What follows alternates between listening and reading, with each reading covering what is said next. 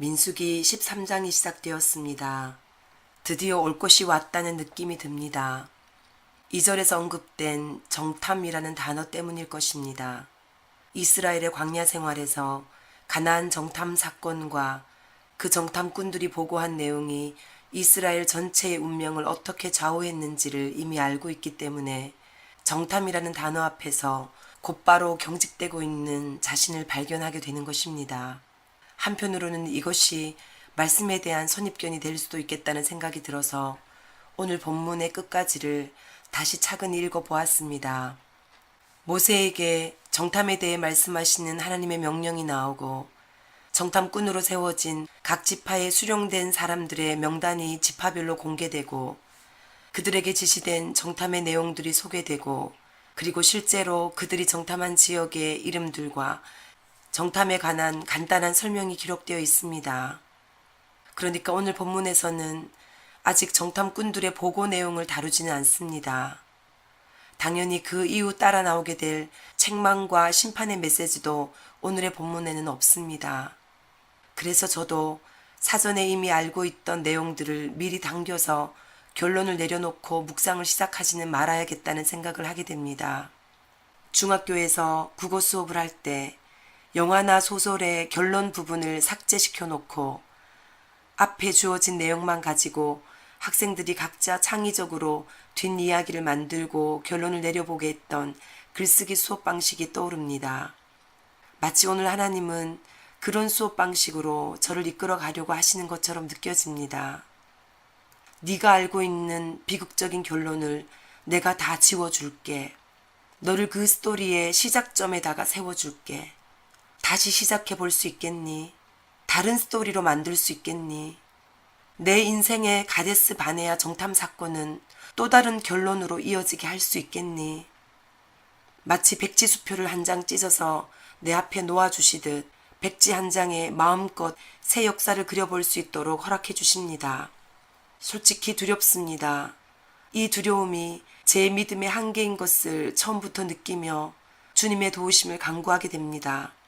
담대함보다 두려움이 앞서며 무모한 듯한 믿음의 도전보다는 합리적으로 보이는 생각의 흐름을 따를 때에야 더 편안해지는 제 기질과 믿음의 한계를 벌써부터 감지하게 됩니다. 그래서 회개하며 주님 앞에 엎드려 긍휼을 구할 수밖에 없습니다.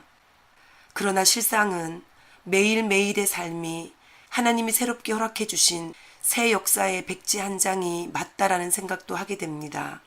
그것이 아침마다 새롭고 늘 새로운 은혜로 나를 붙드시며 하나님의 자비와 긍휼이 무궁하심으로 나를 진멸시키지 않으시는 그분의 사랑임을 느낍니다. 그래서 오늘도 하나님의 말씀 앞에 다시 담대히 서게 됩니다. 하나님은 모세에게 말씀하십니다. 사람을 보내어 내가 이스라엘 자손에게 주는 가나안 땅을 정탐하게 하라. 내가 이스라엘 자손에게 주는 이라는 표현에 눈이 머뭅니다. 하나님이 주시는 땅, 영어로도 I am giving 이라는 현재 진행형을 사용하고 있습니다. 여기서 정탐꾼들을 보낼 때의 하나님의 본심이 무엇인지를 알 수 있습니다. 지금 하나님은 이스라엘 백성들에게 이 땅을 주고 계시는 것입니다. 줄지 말지를 결정하기 위해서 정탐하라고 말씀하시는 것이 아닙니다. 받을지 말지를 너희들이 결정하라고 정탐을 명하시는 것도 아닙니다. 이미 조상 아브라함 때부터 주기로 약속하셨던 땅입니다. 맹세까지 하며 약속하셨던 땅입니다. 그리고 이제 때가 되어 그 시대의 아브라함 후손들에게 주시기로 작정하신 땅입니다. 그래서 지금 하나님은 이미 너희의 것으로 확정되어 있는 그 땅을 미리 한번 둘러보고 오노라는 마음으로 12지파 리더들로 구성된 정탐꾼들을 보내기로 허락하시는 것입니다. 그렇습니다. 하나님은 지금 허락하시는 것입니다. 이 정탐에 대한 생각은 처음에 하나님으로부터 나온 것이 아니었다고 모세는 장차 신명기에서 증언하게 됩니다. 민수기에서는 생략된 그때의 정황을 모세는 자신의 마지막 설교인 신명기에서 상세하게 설명해 주고 있습니다. 왜냐하면 신명기의 설교를 듣고 있는 청중들은 그들의 조상들의 과거 역사인 민수기에 기록된 가데스 바네아 정탐 사건의 전후 정황에 대해서는 제대로 알지 못했던 2세대들이었기 때문일 것입니다. 모세는 그들에게 광야 생활을 40년씩이나 방랑하듯 해야만 했었던 이유를 분명히 밝혀둘 필요가 있었을 것입니다. 그 사건의 가장 직접적인 증인인 모세 자신도 이제 곧 죽음을 맞이하게 될 것이기 때문입니다. 신명기 1장 19절 이하를 보면 그때 모세의 지시는 분명했습니다. 내가 너희에게 이르기를 우리 하나님 여호와께서 우리에게 주신 아모리 족속의 산지에 너희가 이르렀나니 너희 하나님 여호와께서 이 땅을 너희 앞에 두셨은즉 너희 열조의 하나님 여호와께서 너희에게 이르신 대로 올라가서 얻으라. 두려워 말라. 주저하지 말라. 모세의 지시에는 어떠한 주저함도 두려움도 의심도 없었습니다. 그러나 그 명령을 받은 이스라엘 백성들의 마음은 달랐습니다. 합리적이고 똑똑해 보이는 제안을 하기 위해 모세 앞에 몰려옵니다. 우리가 사람을 우리 앞서 보내어 우리를 위하여 그 땅을 정탐하고 어느 길로 올라가야 할 것과 어느 성읍으로 들어가야 할 것을 우리에게 회보하게 합시다. 라고 말합니다. 그 말 속에 담긴 불신을 모세조차도 감지하지 못했었는지 아니면 알았음에도 불구하고 허용해 주었는지는 모르겠지만 모세는 그 말을 선히 여겨 동의해 줍니다. 그리고 하나님도 그들의 뜻대로 하도록 허락해 주십니다. 그렇게 해서 각 지파 중에서 정탐꾼으로 뽑힌 12명의 지도자들의 명단이 12절에 걸쳐 소개되고 있습니다. 무슨 지파에서 누구의 아들 누구라고 한 사람 한 사람 또박또박 성경은 분명히 그들의 명단과 신상을 밝히고 있습니다. 역사 대대로 그 이름은 공개되어 왔고 성경이 남아있는 한 그 이름도 남아 대대로 전해지게 될 것입니다. 오늘날 같으면 분명히 그들의 사진도 남았을 것입니다. 그들의 파송식을 담은 동영상도 아마 기록으로 보존되었겠지요. 아마도 실시간으로 방영되는 유튜브에서 각 지파의 우두머리로 뽑힌 이들의 모습이 영광스럽게 소개되었을 것입니다. 그 12명은 단순히 12명의 개인이 아니었습니다. 60만 3,550명으로 계수된 이스라엘 전체 백성들의 대표였습니다. 그 한 사람 한 사람 어깨에 지워져 있는 역사적인 책임감이 얼마나 무거운 것인지를 생각하고 있는데 문득 그 한 사람의 얼굴이 나의 얼굴로 바뀌는 것만 같은 착각을 하게 됩니다. 다르지 않다. 주님의 음성이 들리는 것만 같습니다. 그때와 지금이 다르지 않고 그들과 내가 다르지 않다. 그들의 가치와 너의 가치가 다를 수 없고 동시에 그들의 책임감과 너의 책임감이 다를 수 없다. 참으로 무거운 말씀입니다. 그들이 감당한 임무 수행의 성패는 하나님 앞에서 이 책임감의 막중함을 얼마나 인식했느냐의 여부가 아닐까 하는 생각이 듭니다. 그리고 나는 어떠한 책임감으로 오늘 하루를 대하며 살아가야 할 것인가를 물어보게 됩니다. 나 한 사람 개인의 역사만 살아가는 존재가 아니기 때문입니다. 이름의 역사성, 한 개인의 역사적인 책임감을 생각할 때면 제게 잊혀지지 않고 떠오르는 기억이 있습니다. 대학생 시절 수필 수업을 받을 때 정해진 기한 내에 각자 한 사람씩 수필을 써서 전체 동료 학생들과 교수님께 그 글을 복사해서 나눠주고 클래스 앞에 나가서 공개적으로 읽은 후 피드백을 받았던 수업입니다.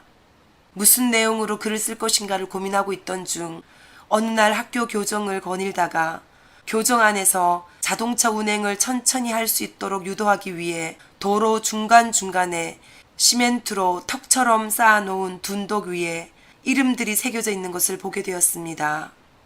미처 시멘트가 다 마르기 전에 몇몇 학생들이 자신들의 이름을 새겨 놓았던 것이 이제는 말라서永구히 보존되게 된 것입니다.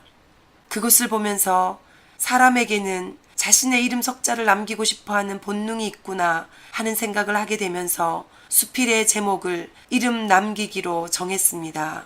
그리고 내용은 이 땅에서의 삶은 유한하지만 영원한 하나님의 나라에 영원히 새겨진 가치 있는 이름으로 살다가 가기를 원한다고 기록했던 기억이 납니다. 순수했던 20대 초반의 청년에게 그 아름다운 소망을 주셨던 것은 분명 영원하신 하나님이셨을 것입니다. 그러나 그 소망에 얼마나 합당한 삶을 살아왔는지를 묻게 되면 곧바로 작아지는 자신을 발견하게 됩니다. 그 소망에 합당한 40대 중년을 살아가고 싶은 마음을 오늘 이 아침에도 성령께서 일깨워 주시기에 12절에 걸쳐 한 땀 한 땀 기록해 놓은 12명의 정탐꾼들의 이름 사이에서 제 이름 석자의 무게를 다시 한번 느껴보게 되는 것 같습니다.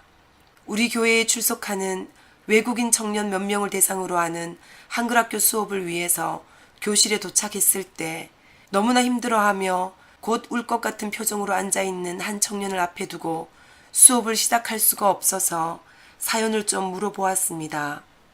새로운 직장 생활을 시작하고 기뻐하던 청년이었는데 회사에서 힘든 일을 겪었던 모양입니다. 화장실에 갔더니 회사 동료 몇 명이 모여서 마리화나를 피우고 있더라는 것입니다. 뜻하지 않게 그 장면을 목격하게 되면서 순간 자신의 아픈 옛 과거들이 떠오르면서 마음이 너무 슬펐다는 것입니다. 그런데 그것보다 더 슬펐던 것은 퇴근 후 만난 어떤 교회에 다니는 청년에게 그 이야기를 하며 힘든 감정을 나눴더니 그 청년이 오히려 마리화나 정도를 가지고 뭘 그러느냐며 자신을 오히려 조롱하듯이 놀리더라는 것입니다. 거기에 더 충격을 받고 몹시 힘들어하고 있는 중이었습니다. 심지어 내일 직장에 출근할 수 있을까를 물으며 자신 없어 하고 있었습니다. 넘실대는 세상 물결 속에서 믿음의 순결함을 지키며 살기 힘든 이 세대의 믿는 젊은이의 눈물을 보았습니다. 전쟁 시대가 아니지만 실제로는 엄청난 전쟁의 한가운데를 살아가고 있는 이 시대의 현실이었습니다. 이제 곧 준사회생활인 대학교를 가야 할 자녀들이 떠오르기도 했고 이미 직장 생활을 하고 있는 조카들이 떠오르기도 했습니다. 그리고 문득 작년 6월에 만났던 의사 청년이 생각나기도 했습니다. 주변에 동성애 친구들이 많은데 그들이 나쁜 아이들이 아니라며 자신은 동성애를 나쁘게 생각하지 않는다는 입장을 피력하던 똑똑한 교회 다니는 청년이었습니다. 선과 악의 가치가 혼동되어 있는 세상 한가운데서 빛이 되고 등불이 되는 하나님의 진리의 말씀을 붙잡지 않을 때 우리는 얼마나 허우적거리며 살 수밖에 없는지를 보여주는 장면입니다. 어쩌면 이들 한 사람 한 사람이 12 정탐꾼들처럼 자신에게 허락된 땅을 탐지하라고 보냄받은 역사적인 책임감을 가진 인물들일 것입니다. 지금은 자기의 소견에 오른 대로 이 시대가 요구하는 가치 기준에 맞다고 판단되는 대로 합리적이고 똑똑하다고 생각하고 말하고 행동하며 살지만 언젠가 분명한 진리 그 자체가 되시는 분이 다림줄이 되어 온 세계 위에 드리워지는 그날에는 누구도 변명할 수 없는 진리만이 유일한 기준점으로 남게 될 것입니다. 울고 있는 청년 앞에 할 말을 잃고 무슨 말을 해야 할지도 모른 채 앉아있던 저 자신도 그 순간 역사적인 책임감을 어깨에 메고 약속의 땅 정탐 명령을 받고 파송된 한 사람이었습니다. 눈에 보이는 거대한 현실의 파도 앞에 두려움으로 반응할 것인가? 눈에 보이진 않지만 이미 주어진 땅이라고 선언된 약속에 대한 믿음으로 반응할 것인가? 그 질문들이 잠시 기도로 올려졌었는지 제 안에 하나님이 깨우쳐 주신 것이 분명한 어떤 확신과 담대함을 동반한 지혜가 떠올랐습니다. 오늘은 한글 공부를 성경 말씀으로 합시다 라고 말하며 요한복음 16장 33절을 펴서 함께 읽었습니다. 내가 이것을 너에게 말한 것은 너희가 내 안에서 평화를 얻게 하려는 것이다. 너희는 세상에서 환난을 당할 것이다. 그러나 용기를 내어라. 내가 세상을 이겼다. 주님은 당신이 남겨놓고 떠나야 하는 제자들이 세상을 살아가면서 환난을 당할 것을 이미 알고 계셨습니다.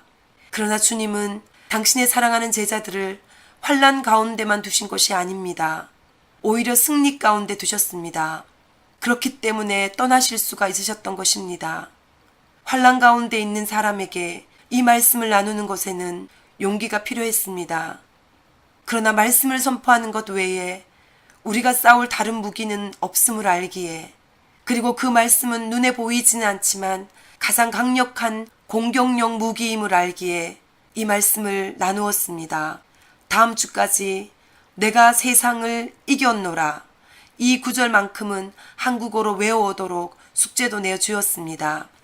이것은 눈물을 닦고 표정이 살아난 그 청년을 위한 숙제이기도 했지만 무엇보다 나 자신을 위한 숙제였습니다. 매일매일 가나안 땅 앞에 다시 정탐꾼으로 서게 되는 나 자신이 무엇보다 갖춰야 할 최대의 자격 조건은 믿음으로 보고 믿음으로 고백할 줄 아는 거듭난 눈과 입임을 깨닫기 때문입니다. 대표로 뽑히는 것이 중요한 것이 아니라 믿음의 반응을 남기는 것이 중요합니다. 대표자의 명단에 들어있는 것으로 만족하는 삶이 아니라 믿음으로 반응하는 자의 명단에 남을 때까지 오늘도 믿음의 눈과 입을 사용하며 살 수 있기를 소망합니다.